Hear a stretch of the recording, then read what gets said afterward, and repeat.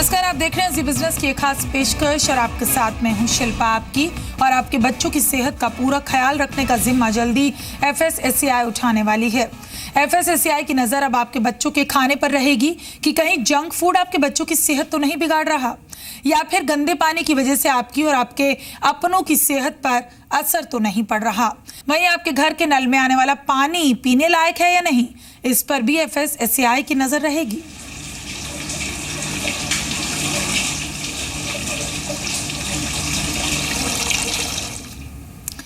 तो जल्दी आपके बच्चों के स्कूल से pizza, burger, junk food ban हो जाएगा। बच्चों को जंक फूड के चंगुल से बचाने के लिए FSSAI फूड आइटम्स की ऐसी लिस्ट तैयार कर रही है जिसमें नमक, चीनी और फैट तय मात्रा से ज्यादा होते हैं। इसके बाद स्कूल में इस तरह के खाने की एंट्री पर रोक लगा दी जाएगी।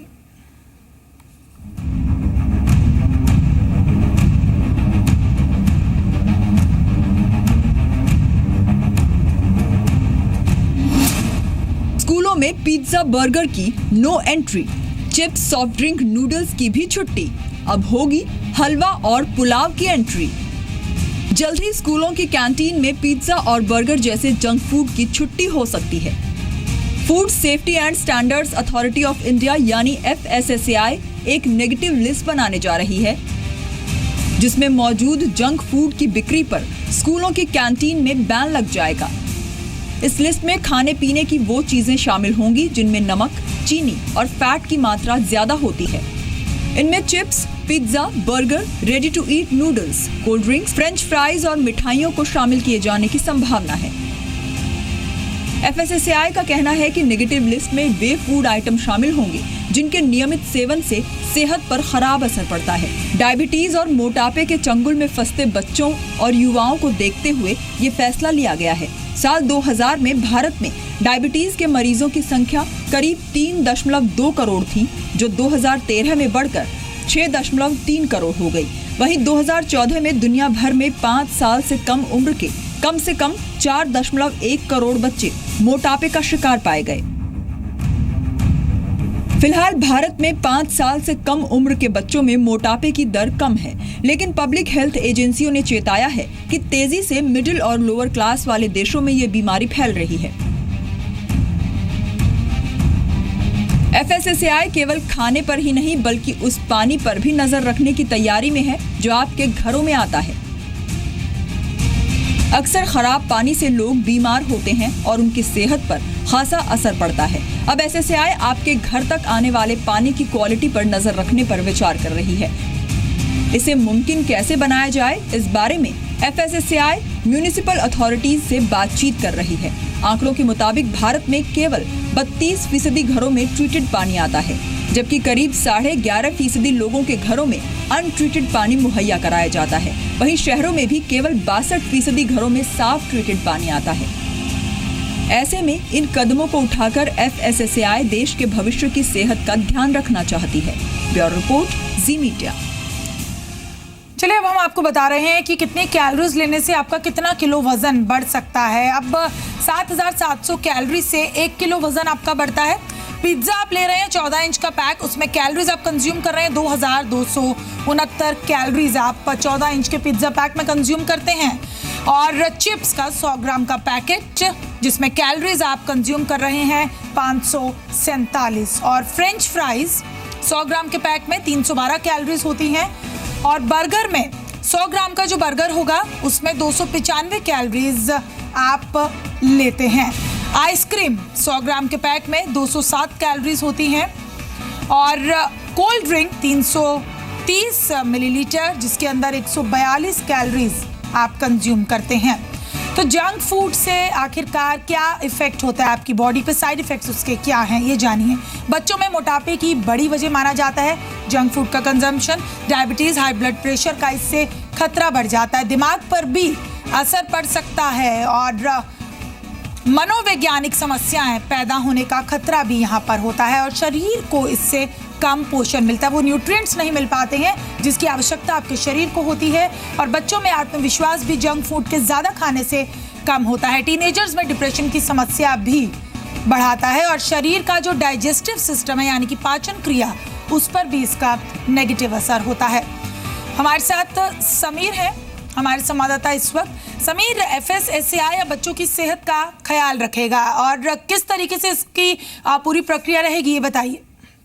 जी बिल्कुल, जिस तरीके से हमने अपनी रिपोर्ट में दिखाया है कि खान पान में, खासकर जंक फूड में जिस तरीके से कैलोरीज या बाकी इंग्रेडिएंट्स को जो हम डाटा शो करें, दरअसल सूत्रों के माने तो इस पर ज़्यादा फोकस नहीं है। फोकस इस बात पे है कि स्कूल कैंटीन में आप जो भी फूड आइटम्स मुहैया करा रहे हैं वो बच्चे के स्वास्थ्य के लिए फ़ायदेमंद साबित हो। ऐसे में इस तरीके का माहौल बनाने की कोशिश है जिसमें हेल्दी ड्रिंक्स जैसे दूध, लस्सी, छाछ या फिर जो खास दाल, चावल या इस तरीके के आइटम्स को स्कूल कैंटीन अपने मेन्यू में शामिल करे।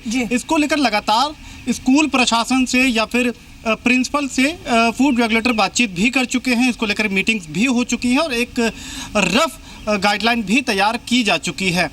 जंक फूड का जहाँ तक मामला है तो केरला का हमने एग्जाम्पल देखा कि किस तरीके से केरला ने अपने राज्य में एक्स्ट्रा वैट लगाकर, एक्स्ट्रा टैक्सेस लगाकर जंक फूड पर रोक लगाने की कोशिश करी है। कुछ उसी लाइन पर चलते हुए फूड रेगुलेटर इस वक्त कोशिश ये कर रहा है कि जंक फूड को अगर आपको खाना है तो उसके लिए आपको जेब से ज़्यादा पैसे चुकाने पड़े। दूसरा ये कि आप उन खाने के आइटम को ज़्यादा तरजीह दें जो आपके स्वास्थ्य के लिए ज़्यादा फायदेमंद हो, और बच्चों को खासकर इस दिशा के लिए प्रेरित करने का कदम फूड रेगुलेटर उठा रहा है।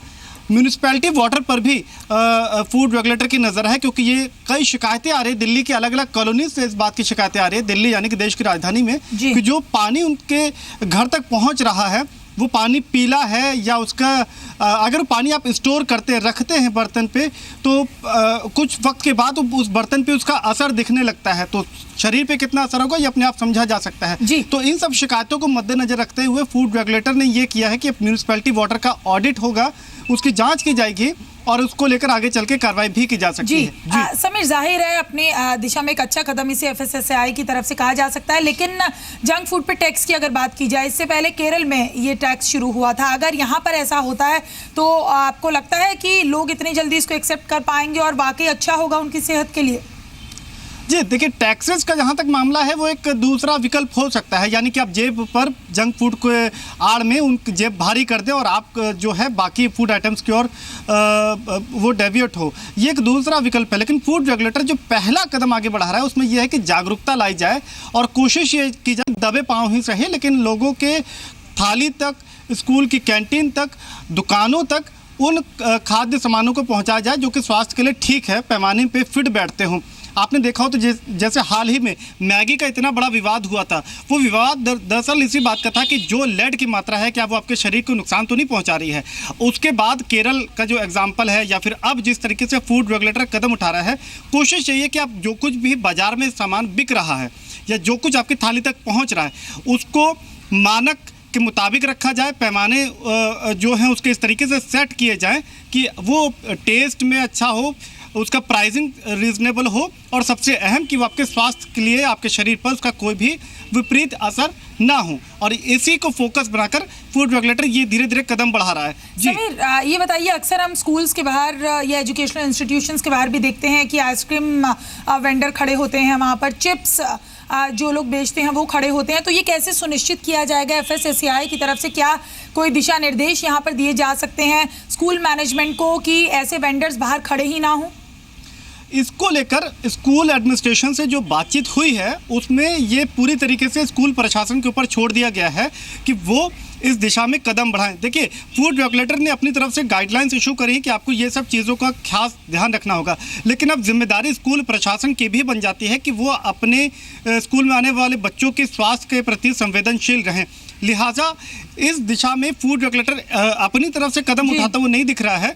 उनका ये कहना है कि स्कूल प्रशासन अपनी ओर से ये सुनिश्चित कराएं कि उनके दायरे में सिगरेट, पान मसाला की दुकान ना हो, उसको लेकर कंप्लेन भी आप कर सकते हैं। और अगर ये जहाँ तक आइसक्रीम या जंक फूड का मामला है तो उसको लेकर एडमिनिस्ट्रेशन अपनी ओर से वो सतर्कता बरते, वो सावधानी बरते और बच्चों को इनसे इन तक पहुंच से थोड़ा दूर ही रखा जाए। यानी कि टेस्ट अपनी जगह है लेकिन स्वास्थ्य अपनी जगह है। इस फॉर्मूले को टेस्ट के साथ साथ ये यहाँ पर जागरूक किया जाएगा FSSAI की तरफ से कि बच्चे और साथ ही साथ जो उनके अभिभावक हैं टेस्ट के साथ साथ अपनी सेहत को नुकसान ना पहुंचाए। बहुत शुक्रिया समीर।